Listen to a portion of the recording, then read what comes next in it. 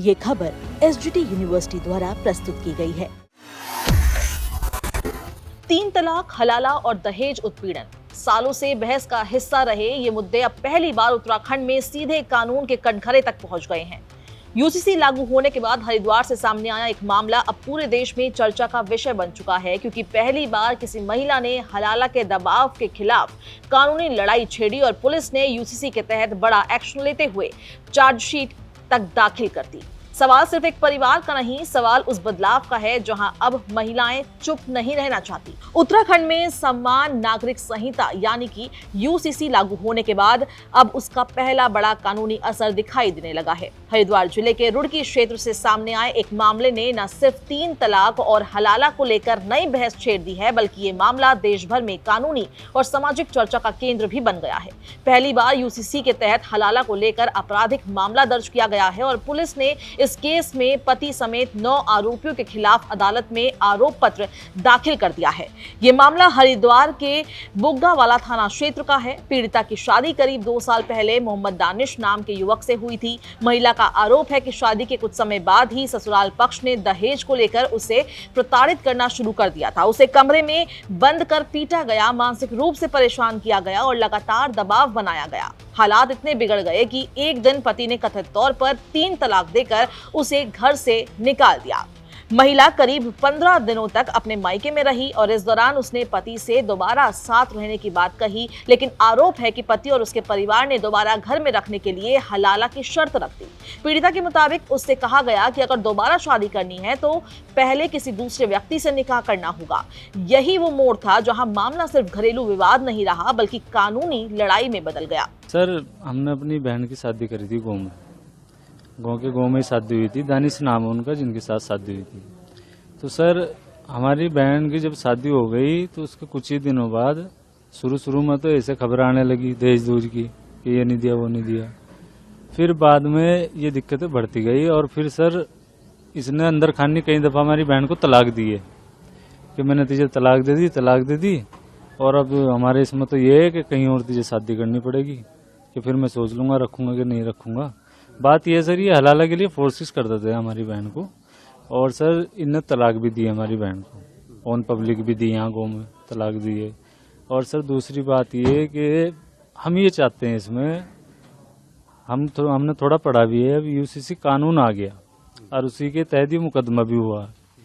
तो यूसीसी कानून जो जिन्होंने लिखा, उनका मन्नू गौड़ नाम है उनका, मन्नू गौड़ साहब, मैं उनका बहुत बहुत शुक्रिया अदा करता हूँ। उनका बहुत योगदान है इसमें और उन्होंने बहुत मदद करी है हमारी। और माननीय श्री पुष्कर सिंह धामी जी का भी मैं शुक्रिया अदा करता हूँ कि उन्होंने महिलाओं की सुरक्षा के लिए ऐसा कदम उठाया, राज्य में यूसीसी लागू करा। हमारे यहाँ हम ये चाहते हैं सर, जो हमारी बहन के साथ हुआ है वो और किसी बहू बेटी के साथ ना हो। हमारे यहाँ पता नहीं कितनी बहन बेटियाँ इस चीज़ का शिकार होकर अपने घर बैठी है, पता नहीं कितनियों की तलाक हुई सर, कोई वो नहीं, कोई सुनवाई नहीं, कोई पूछता नहीं। मतलब सर हम ये चाहते हैं ऐसा ना हो, ये जो कानून आया इसके तहत इन पर कार्रवाई हो, हम ये चाहते हैं। 4 अप्रैल को महिला ने बुग्गावाला थाने में पति मोहम्मद दानिश, ससुर सईद, जेठ मोहम्मद अरशद, देवर परवेज और जावेद, सास, ननद और नंदोई के खिलाफ मुकदमा दर्ज कराया। शुरुआत में केस में दहेज उत्पीड़न और 3 तलाक की धाराएं जुड़ी, लेकिन हलाला से जुड़ी धाराएं शामिल नहीं की गई थी। इस पर पीड़िता और उसके परिवार ने नाराजगी जताई। इसके बाद पुलिस ने मामले को दोबारा गंभीरता से जांच शुरू की और जांच अधिकारियों ने पीड़िता और अन्य गवाहों के बयान दर्ज किए। पूछताछ के दौरान ये बात सामने आई कि महिला पर वास्तव में हलाला के लिए दबाव बनाया गया था। जांच में देहरादून निवासी रहमान नाम के एक और व्यक्ति का नाम भी सामने आया, जिसके बाद आरोपियों की संख्या बढ़कर 9 हो गई।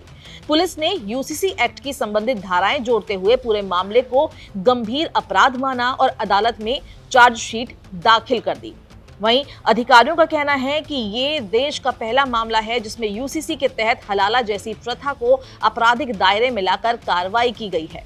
2026 को एक पीड़िता द्वारा थाने में आकर सूचना दी गई थी कि उसके पति और उसके ससुराल वालों ने उसके साथ जो अत्याचार किया है, जो उसको परेशान किया है, उस संबंध में एक तहरीर दी गई, जिसमें कि थाना बुग्गावाला में 115(2) और 85 BNS और 3/4 दहेज अधिनियम और इसके अतिरिक्त जो मुस्लिम विवाह अधिनियम है, केंद्र सरकार का अधिनियम है 2019 का, उसके तहत यह मुकदमा दर्ज किया गया, और इसमें उसने अपने ससुराल के काफ़ी 7 लोगों को शुरुआत में नामजद किया गया था।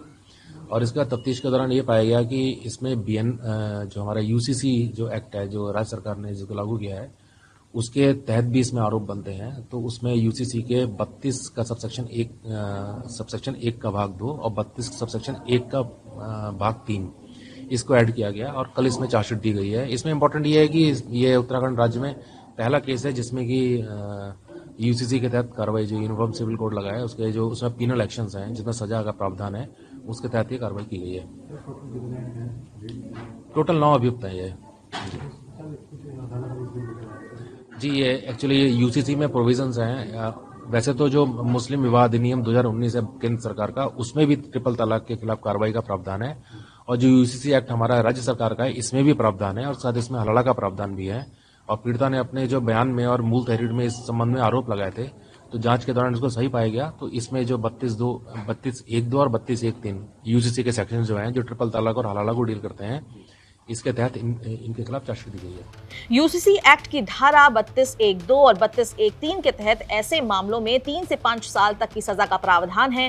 कानून में साफ कहा गया है कि तलाक के बाद दोबारा विवाह के लिए किसी भी प्रकार की शर्त लागू नहीं की जा सकती। यानी यदि किसी महिला को पुनर्विवाह से पहले किसी और से शादी या संबंध बनाने के लिए मजबूर किया जाता है तो वो अपराध माना जाएगा। हालांकि यूसीसी कानून में हलाला शब्द का सीधे उल्लेख नहीं है, लेकिन उसकी प्रकृति से जुड़े कृत्यों को दंडनीय माना गया है और यही वजह है कि ये मामला कानूनी तौर पर बेहद महत्वपूर्ण माना जा रहा है। शासकीय अधिवक्ताओं का कहना है कि आने वाले समय में ये केस दूसरे राज्यों के लिए भी एक मिसाल बन सकता है। मामले को लेकर उत्तराखंड राज्य अल्पसंख्यक आयोग की उपाध्यक्ष फरजाना बेगम ने भी प्रतिक्रिया दी है। उन्होंने कहा है कि पहले महिलाएं इस तरह के मामलों में खुलकर सामने आने से डरती थी, लेकिन अब यूसीसी लागू होने के बाद उनमें आत्मविश्वास बढ़ा है। उनका कहना है कि हलाला जैसी कुप्रथाएं महिलाओं के सम्मान और अधिकारों के खिलाफ है और समाज को इनके विरोध में खुलकर आगे आना चाहिए। राज्य महिला आयोग की उपाध्यक्ष सायरा बानो ने भी इस केस को ऐतिहासिक बताया है। उन्होंने कहा है कि ये मामला उन महिलाओं को हिम्मत देगा जो वर्षों से चुपचाप अत्याचार सहती रही। सायरा बानो वही महिला है जिन्होंने साल 2015 में सुप्रीम कोर्ट में 3 तलाक, बहु विवाह और हलाला के खिलाफ याचिका दायर की थी। बाद में सुप्रीम कोर्ट ने 2017 में 3 तलाक को असंवैधानिक घोषित कर दिया था और 2019 में केंद्र सरकार इसे एक कानून भी बनाया था। और अब उत्तराखंड में यूसीसी लागू होने के बाद पहली बार हलाला जैसे मामले में सीधे कानूनी कार्रवाई हुई है। इससे ये संदेश देने की कोशिश की जा रही है कि महिलाओं के अधिकारों से समझौता नहीं किया जाएगा। इस केस ने न सिर्फ कानूनी व्यवस्था को नई दिशा दी है, बल्कि समाज में भी एक बड़ा सवाल खड़ा कर दिया है कि क्या अब महिलाएं परंपरा और दबाव से ऊपर उठकर खुलकर न्याय की मांग करेंगी। फिलहाल इस वीडियो में बस इतना ही। अगर आपको ये वीडियो पसंद आई है, इसको लाइक और शेयर करें। देश और दुनिया की तमाम अपडेट्स के लिए दैनिक जागरण को आज ही सब्सक्राइब करें।